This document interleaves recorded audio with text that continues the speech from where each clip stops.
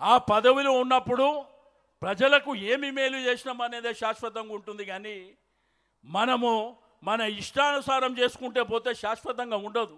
ఎందుకు ఈరోజు కేసీఆర్ గారి పేరు రాష్ట్రమంతా తలుచుకుంటుంది, పక్క రాష్ట్రాలలో కూడా తలుచుకుంటుంది. ఎందుకోసం? అద్భుతమైనటువంటి పరిపాలనని కేసీఆర్ గారు కొనసాగించననే విషయాన్ని మరి ప్రజలు అది పరిగణలోకి తీసుకున్నారు. కాబట్టి మరి అద్భుతంగా ఈరోజు ఈ ప్రభుత్వం ఫెయిల్యూర్స్ కానీ కేసీఆర్ గారి నాయకత్వం కావాలనేటువంటిది మరి స్పష్టంగా తెలియజేస్తూ ఇప్పుడు గౌరవనీయులైనటువంటి మన యువ నాయకులు కార్యనిర్వాహక అధ్యక్షులు కేటీఆర్ గారిని మాట్లాడుతుంది. జై తెలంగాణ, జై తెలంగాణ. నాకు తెలుసు అక్కడ కొద్దిగా ఎండగొడుతుంది, ఇబ్బంది అవుతుంది. పేరు పేరున వేదిక పైన పెద్దలు, గౌరవనీయులు, మాజీ మంత్రివర్యులు, అన్న ఈ కార్యక్రమానికి అధ్యక్షత వహిస్తున్న తలసాని శ్రీనివాస్ యాదవ్ గారికి, గౌరవనీయులు మన పెద్దలు శాసన మండలిలో ఉపాధ్యక్షులు గౌరవనీయులు శ్రీ బండా ప్రకాష్ గారికి, గౌరవ మాజీ ఉప ముఖ్యమంత్రి పెద్దలు గౌరవనీయులు జనాబ్ మొహమ్మద్ మహమూద్ అలీ సాబ్, గౌరవనీయులు పెద్దలు శాసన మండలి సభ్యురాలు దివంగత ప్రధానమంత్రి స్వర్గీయ పివి నరసింహారావు గారి సుపుత్రిక శ్రీమతి సురభి వాణీదేవి గారు, గౌరవ మషీరాబాద్ శాసనసభ్యులు అన్న ముఠా గోపాల్ గారు, అట్లాగే గౌరవ ఎమ్మెల్సీ సోదరులు దాసోజు శ్రవణ్ గారు, పార్టీ కార్యాలయ ప్రధాన కార్యదర్శి రావుల చంద్రశేఖర్ రెడ్డి గారు, మాజీ ప్రధాన కార్యదర్శి గౌరవనీయులు ఈరోజు అనుకోకుండా మా మధ్యన ఉన్న పెద్దలు ప్రొఫెసర్ శ్రీనివాసరెడ్డి గారు, వేదికపైన ఆసీనులైన ఇతర గౌరవనీయులైన మాజీ ప్రజాప్రతినిధులు, గౌరవనీయులైన పెద్దలందరికీ, వేదిక ముందున్న పెద్దలకు, వేదిక ముందున్న మా ఆడబిడ్డలకు, అన్నదమ్ములకు, ఎండలో కూడా ఓపికగా ఉన్న మా అన్నదమ్ములకు, అక్క చెల్లెళ్ళకు అందరికీ, పత్రికా మిత్రులకు పేరు పేరున అందరికీ నమస్కారం.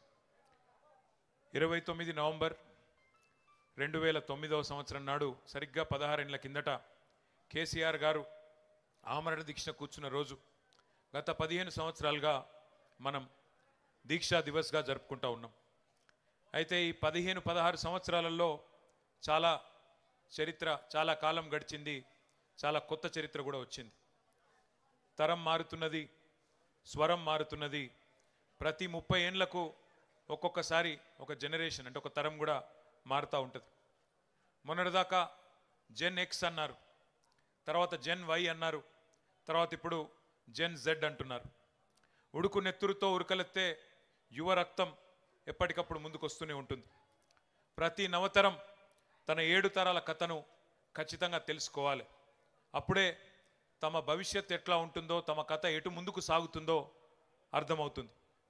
నువ్వు పుట్టిన మట్టి కథ, నిన్ను పెంచిన జాతి కథ చదవకపోతే నువ్వు చదివిన చదువులన్నీ వ్యర్థమే అన్నాడు ఒక మహాకవి. ఇప్పుడే పెద్దలు శ్రీనివాస్ యాదవ్ గారు రామాయణం గురించి, మహాభారతం గురించి కూడా ప్రస్తావించినారు. మనందరికీ తెలుసు రామాయణంలో హీరో ఎవరు, అందరికీ తెలుసు. ఎవరు? శ్రీరాముడు. విలన్ ఎవరు? రావణుడు. రామాయణం త్రేతాయుగం నాటి ఇతిహాసం. ఎన్నో యుగాలు మారినాయి, అయినా నేటి పిల్లలకు కూడా సీతమ్మ తల్లి అపహరణం తెలుసు, రామరావణ యుద్ధం కూడా పూర్తిగా తెలుసు. మహాభారతం గురించి కూడా శ్రీనివాస్ యాదవ్ గారు ప్రస్తావించినారు. మహాభారతంలో హీరోలు ఎవరు?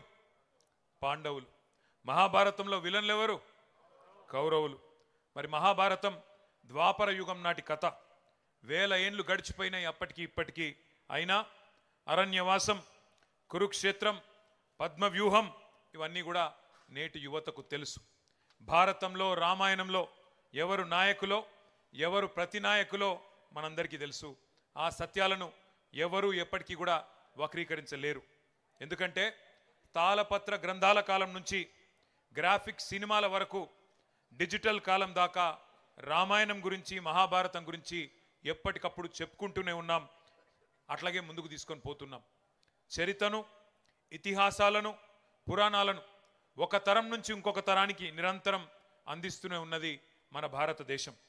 అట్లాగే ప్రతి ప్రాంతానికి, ప్రతి రాష్ట్రానికి, ప్రతి దేశానికి చరిత్రలు, గాథలు కూడా ఉంటాయి. ఆ కథలో హీరోలు ఉంటారు, విలన్లు కూడా ఉంటారు. అవి మర్చిపోయిన రోజు ఆ ప్రాంతం, ఆ దేశం అంతమైపోతుంది. మన తెలంగాణకు కూడా మహోన్నతమైన కథ ఉన్నది, మహోన్నతమైన గతం ఉన్నది. మహోజ్వలమైన చరిత్ర ఉన్నది, ఉజ్వలమైన భవిష్యత్తు కూడా మన కళ్ళ ముందే కనబడతా ఉన్నది. పెద్దలు చాలా విషయాలు చెప్పారు.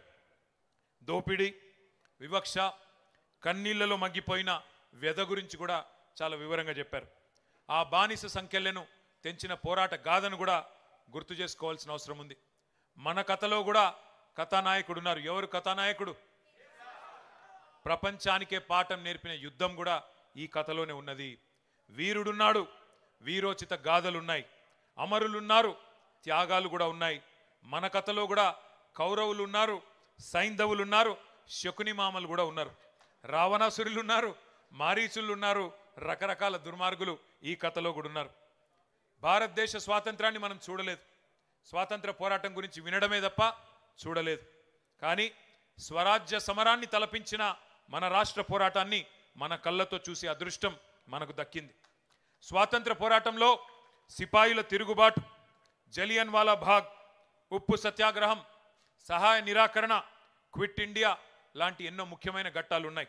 అట్లాగే 14 ఏళ్ల ఈ ఆత్మగౌరవ పోరాటంలో కూడా అపూర్వమైన అద్భుతమైన ఘట్టాలు ఎన్నో ఉన్నాయి. కానీ వాటన్నింటిని మించిన సముజ్వల సన్నివేశం ఒకటి ఉన్నది, చరిత్రను మలుపు తిప్పిన సందర్భం ఒకటి ఉన్నది. అదే కేసీఆర్ ఆమరణ దీక్ష.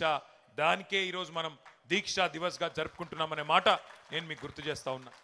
నవంబర్ 29, 2009 ఉద్యమ ప్రస్థానంలో ఒక ఉజ్వల దృశ్యం. చావు నోట్లో తలబెట్టిన ఒక సాహసం.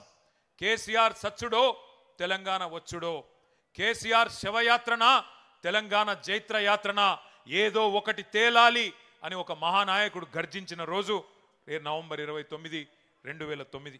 ఒక నినాదం, ఒక సమరనాదం యావత్ జాతిని ఏకం చేసింది. ఆ 11 రోజులు పోరాట సముద్రం పోటెత్తి సునామీ సృష్టించిన రోజులు ఆ 11 రోజులు.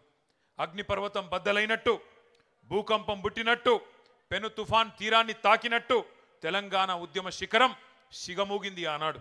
3 గొంతులు ఒక్కటై, 4 దిక్కులు ఏకమై, ఊరు వాడ ఉర్రూతలూగింది ఆ దీక్ష సందర్భంగా.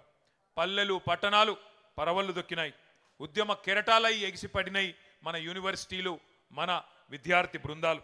మడిదున్నే రైతు, బడికెళ్లే విద్యార్థి, కార్ఖానాలో కార్మికుడు, కార్యాలయంలో ఉద్యోగి, నల్లకోటు వేసుకున్న లాయరు, తెల్లకోటు వేసుకున్న డాక్టరు, కలం బట్టిన జర్నలిస్టు, దేశ విదేశాల్లోని ఎన్ఆర్ఐలు విజృంభించి రోడ్ల మీదకొచ్చి బిడ్డా మా తెలంగాణ మాకియ్యి అని బరిగీసి కొట్లాడిన ఒక ఉత్కృష్టమైన సందర్భం ఆనాటి కేసీఆర్ గారి నిరాహార దీక్ష.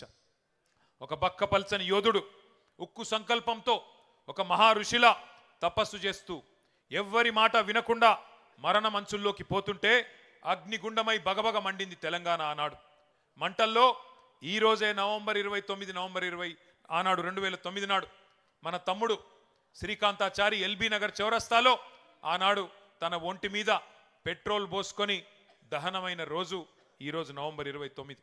ఒక కానిస్టేబుల్ కిష్టయ్య ఆనాడు కామారెడ్డిలో కేసీఆర్ గారి నిరాహార దీక్ష సందర్భంగా కేంద్ర ప్రభుత్వం కదులుతలేదు అని చెప్పి తన తుపాకీతో తన తలకు గురిపెట్టుకొని సెల్ టవర్ ఎక్కి కాల్చుకున్న సందర్భం ఈ దీక్ష సందర్భమే.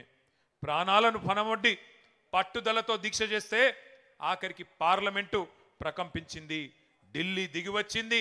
డిసెంబర్ 9 అర్ధరాత్రి నాడు తెలంగాణకు అర్ధరాత్రి స్వాతంత్రం సిద్ధించిన మాట ఒక్కసారి గుర్తు చేసుకోమని చెప్పి నేను గుర్తు చేస్తా ఉన్నా.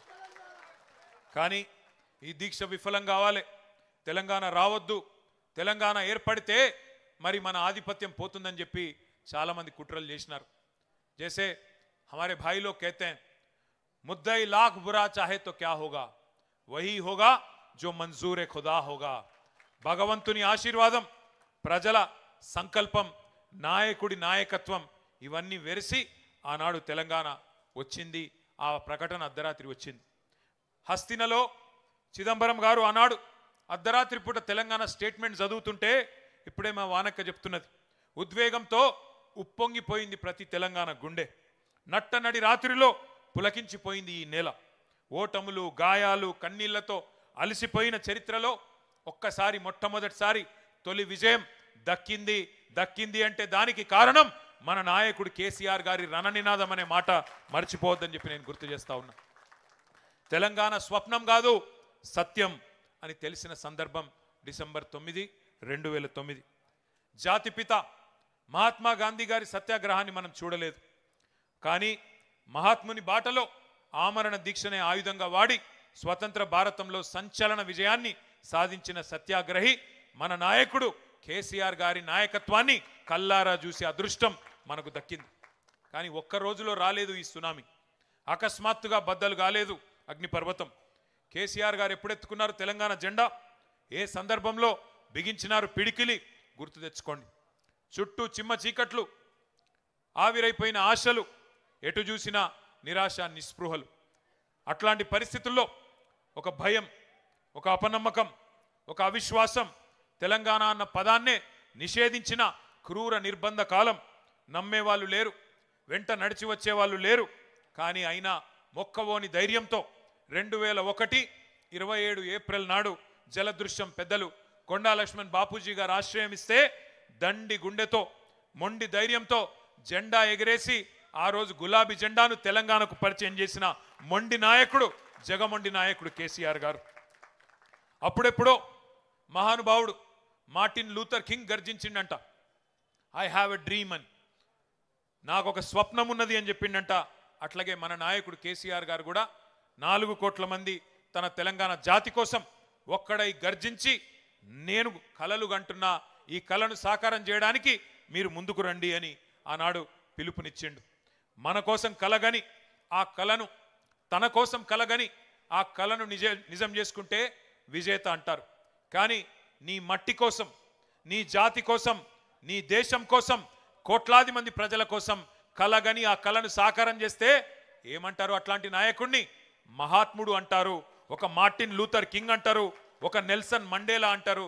ఖచ్చితంగా ఒక కేసీఆర్ అని తెలంగాణ ఉన్నంత కాలం, తెలంగాణ అన్న పదం ఉన్నంత కాలం కేసీఆర్ అనే పదాన్ని ఎవరు మరిపింపజేయలేరనే మాట కూడా నేను గుర్తు చేస్తా ఉన్నా. ఒక్కసారి గుర్తు చేసుకోండి, ఇవాళ శ్రీనివాస్ యాదవ్ గారు ఇప్పుడే అన్నారు, అప్పుడప్పుడు సందర్భాలు వస్తాయి, కాలం మారినప్పుడు, మోసం జయించినప్పుడు తాత్కాలికంగా వానపాములు కూడా నాగుపాములు లెక్క బుసలు కొడతాయి, గ్రామ సింహాలు కూడా సింహాల్లాగా గర్జిస్తాయి టైం మానది కానప్పుడు. గ్రామసింహం అంటే ఎరికేనా? నేను అంతకంటే ఎక్కువ చెప్పా. టైం వస్తుంది అప్పుడప్పుడు, బో అనేటోడు కూడా సింహం లెక్క గాండ్రించే సందర్భాలు చూస్తాం కొన్ని. అప్పుడప్పుడు ఊరబందులు కూడా పెద్ద పెద్ద పులుల లెక్క గర్జించే సందర్భాలు కూడా చూస్తాం. ఇవాళ అట్లాంటి సందర్భాలు కొన్ని చూస్తున్నాం. ఊరు పేరు లేనోడు, అడ్రస్ లేనోడు, జీవితంలో జై తెలంగాణ అనకుండా ఇవాళ గద్దెనెక్కి కూర్చున్నోడు ఇవాళ పెద్ద పెద్ద మాటలు మాట్లాడుతున్నాడు. ఏం పర్వాలేదు, ప్రజలను మోసం చేసి 420 హామీలు ఇచ్చి 6 గ్యారంటీలని నమ్మబలికి అడ్డదారిలో ఓట్లు వేయించుకున్న అడ్డగాడిదలు కూడా ఇవాళ పెద్ద పెద్ద మాటలు మాట్లాడుతున్నారు. భయపడేది లేదు, ఎవ్వన అయ్యకు భయపడేది లేదు. ఖచ్చితంగా కొట్లాడదాం, కేసీఆర్ గారి దీక్ష స్ఫూర్తిగా బరాబర్ కొట్లాడదాం. కానీ గుర్తు చేసుకుందాం, తెలంగాణ కోసం ఒక కేసీఆర్ గారే కాదు, మొదటి నుంచి 1948 నుంచి 52 నుంచి త్యాగాలు చేసిన వాళ్ళందరినీ కూడా ఒక్కసారి తిరిగి మననం చేసుకుందాం. ఆనాడు ఎట్లుండే, స్వాతంత్రం వచ్చినాక పరిస్థితి ఒక్కసారి గుర్తు చేసుకోండి. 1952లోనే విశాలాంధ్ర వద్దు, నాన్ ముల్కీ గో బ్యాక్ అంటూ ఆనాడు ఒక రక్తసిక్త తిరుగుబాటుకు నాయకత్వం వహించిన వారు తెలంగాణ విద్యార్థులు. ప్రొఫెసర్ జయశంకర్ లాంటి నాయకులు ఆనాడు విద్యార్థులుగా నాన్ ముల్కీ గో బ్యాక్ ఉద్యమంలో 1952లోనే పోరాటం చేస్తే ఆ రోజు కూడా అప్పటి కాంగ్రెస్ ప్రభుత్వం కర్కశంగా పోలీసు తూటాలలో 7 మంది విద్యార్థులను కాల్చి చంపి, మన సిటీ కాలేజీలో మన హైదరాబాద్లోనే 7గురిని కాల్చి చంపింది 1952లో. అట్లాగే ఆ యువ కిషోరాలను కాల్చి చంపడమే కాకుండా 1952లోనే కిరాతకాన్ని ప్రదర్శించడమే కాకుండా